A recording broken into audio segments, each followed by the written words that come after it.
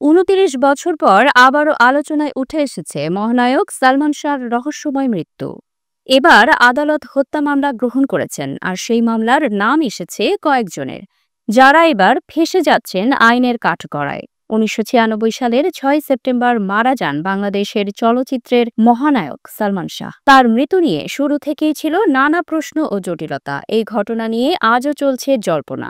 সালমান শাহর মৃত্যুর পর প্রথমে অপমৃত্যুর মামলা হয় রমনা থানায়। তারপর অনেক দফা তদন্ত, প্রতিবেদন, রিপোর্ট, যার মধ্যে ছিল আত্মহত্যার সঠিক কারণ ও অভিযোগ। কিন্তু পরিবার ও শুভানুধ্যায়ীরা বিশ্বাস করেন এটি কোনো স্বাভাবিক মৃত্যু নয়, এটি হত্যা। ২০২৩ সালের অক্টোবর মাসে সালমান শাহর মায়ের করা রিভিশন আবেদনের পর আদালত হত্যা মামলা করার নির্দেশ দেন। আর সেই মামলায় আসামি করা হয়েছে মোট ১১ জনকে, যাদের বিরুদ্ধে এবার আইন কঠোর হবার পথে।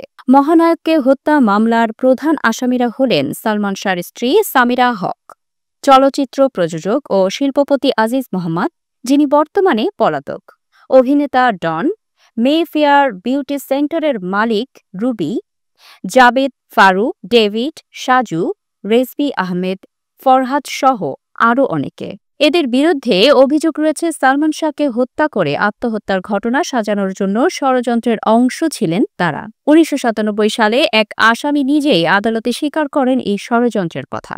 দীর্ঘদিন ধরে এই মামলার তদন্ত দায়িত্ব বদল হয়েছে। পিবিআই রিপোর্টে বলা হয়েছিল এটি আত্মহত্যা, কিন্তু পরিবারের আপত্তিতে আবার তদন্ত শুরু হয়েছে। এখন নতুন করে হত্যা মামলা হওয়ায় আবারও তদারকিতে জোর দিচ্ছে আইন শৃঙ্খলা বাহিনী।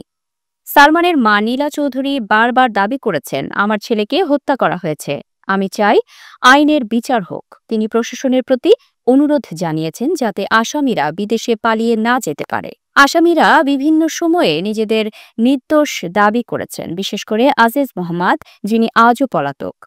তার অবস্থান অজানা, তবে আইনের আওতায় সবাইকে নিয়ে আসা হবে বলেই আশা করছেন তদন্তকারীরা।